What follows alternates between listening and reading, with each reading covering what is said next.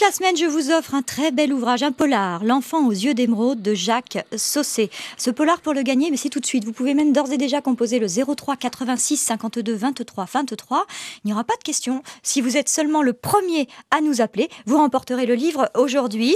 Ce livre de Jacques Sausset, un auteur de ce polar qui habite Lyon, justement. Et c'était l'occasion pour Johan Carpedron d'aller à sa rencontre pour vous. Alors partons avec Johan à la découverte de l'univers du polar, mais aussi de l'univers de l'homme, chez qui travaillent ces idées d'histoire particulièrement noires et que vous avez sans doute plaisir à retrouver dans les pages d'un livre. C'est justement la sortie d'un livre qui nous amène à notre invité, Johan. Oui, en effet, il s'agit de Jacques Sausset, que l'on connaît notamment grâce aux déjà nombreux coups de cœur de la part des libraires et bibliothécaires qui interviennent dans la Bibliothèque Bleue sur France Bleu Auxerre, et dont son dernier opus, L'enfant aux yeux d'émeraude, vient de paraître, et dans lequel on retrouve ses personnages fétiches. Un livre à gagner dans quelques minutes, et toute la semaine, lors de cet entretien avec l'auteur iconais qui nous dévoile ses passions, ses voyages, son parcours d'écrivain, un parcours qui a débuté à l'âge de 27 ans. C'était pendant l'automne 1988. Que s'est-il passé pour qu'il se décide à prendre la plume à ce moment-là? Voici l'historique de la naissance d'un nouveau talent dans le monde du polar. Bien, c'était un concours de circonstances en fait. J'avais l'habitude d'avoir un livre dans mon sac, comme j'ai toujours d'ailleurs depuis mon enfance. Et ce jour-là, je l'avais oublié et j'avais un carnet pour le travail. Et n'ayant rien à lire, j'ai commencé à penser tiens, si je racontais une histoire, de quoi ça pourrait parler, qu'est-ce que ça pourrait être. Et comme je lis en permanence du polar, des histoires noires, enfin c'est vraiment ma littérature. À 90%, on va dire, je lis que ça. Et donc j'ai commencé à poser cette première histoire. Et de fil en aiguille, le lendemain, j'ai pas repris mon livre non plus, mais là volontairement. Et je suis allé au bout de cette petite histoire qui devait faire une dizaine de pages. J'ai eu l'impression d'avoir grimpé une montagne et donc d'arriver à pondre quelque chose qui pouvait éventuellement tenir la route. Aujourd'hui, leçon d'écriture et de lecture. Oh oui, chouette. On y va? Oh. Le fait d'avoir sorti un livre, un polar, en 2010 m'a fait donc rencontrer tout un tas d'auteurs français. Et parmi ceux-là, pour moi, il y en a deux qui surnagent vraiment par leurs livres récents, notamment Franck Tillier, qui n'est plus véritablement à présenter. C'est un auteur phare pour le polar français. C'est vraiment un de nos meilleurs représentants, sinon le meilleur. Et dans toute cette production, moi, il y a un de ses livres qui m'a particulièrement marqué, c'est Gattaca, la deuxième partie d'un diptyque qui commence par le syndrome E. C'est véritablement un maître dans le sens où il amène quelque chose de très noir, de particulièrement dur, dans le creux d'une phrase où on ne l'attend absolument pas. Et c'est ça qui va donner un coup de poing au lecteur et qui va l'asseoir dans sa chaise, quoi, véritablement. Et ça, c'est la puissance de l'excellent narrateur. A contrario, quels sont les effets qui vous agacent, qui vous irritent particulièrement lorsque vous lisez un polar ?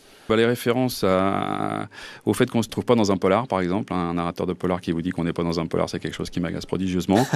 Je pense qu'on a tous fait cette erreur au moins une fois, donc je vise absolument personne. Et je n'aime pas spécialement non plus les effusions de sang, les débauches de violence à tout crin, et je préfère quand c'est plus suggéré. Donc, évidemment, parfois on est bien obligé d'y avoir recours. Mais dans la plupart des cas, j'essaye d'éviter les démonstrations trop appuyées dans ce genre-là. Je peux faire votre pièce, monsieur Merlin? Hein? Je peux faire votre pièce? 5 minutes, Madame Berger. J'aimerais terminer ce chapitre. Ah, bien travaillé ce matin. Mais non, je fais que 10 pages. Je suis en retard.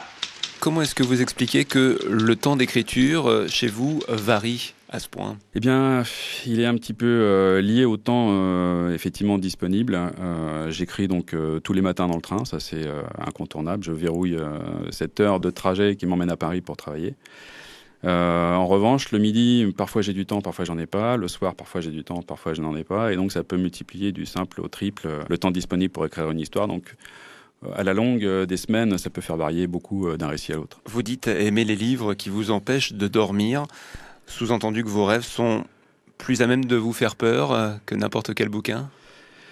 Disons que c'est pas tellement me faire peur, c'est surtout m'accrocher et m'agripper à l'intérieur. Par exemple, le tout dernier Pierre Lemaître, le prix Goncourt, dont jusqu'à présent c'est le seul prix Goncourt que j'ai pu lire, parce que Pierre Lemaître est un auteur de polar à l'origine, et j'ai eu l'occasion de le rencontrer peu de temps avant qu'il ait son concours au Mans. Et son roman Au revoir là-haut n'est absolument pas un polar, n'est pas un livre qui fait peur, et je suis resté accroché dessus. Il fait plus de 500 pages et je l'ai lu en 2 jours parce que j'étais vraiment accroché, quoi. C'est une écriture qui parle au cœur, en fait, c'est vraiment ça. Pierre Lemaître sait le faire parfaitement bien, comme Claire Favant, comme Franck Tillier, comme beaucoup d'autres. Je pense qu'une bonne histoire, elle est liée avant tout à des bons personnages, parce qu'il vaut mieux, pour moi, avoir un scénario peut-être pas essentiellement compliqué, mais avoir des personnages parfaitement humains, et c'est ça qui rend une histoire attachante. Jacques Sausset, auteur de polar, installé dans le nord du département de l'Yonne, est l'invité des gens d'ici cette semaine sur France Bleu Auxerre, à l'occasion de la sortie de son nouveau livre, L'enfant aux yeux d'émeraude, aux éditions Les Nouveaux Talents. Un polar à gagner maintenant, dès à présent, au 03 86 52 23 23. Le premier d'entre vous à nous appeler sera le gagnant de ce polar, en attendant de vous le faire dédicacer, puisque Jacques Sausset sera au magasin Cultura à Auxerre ce samedi.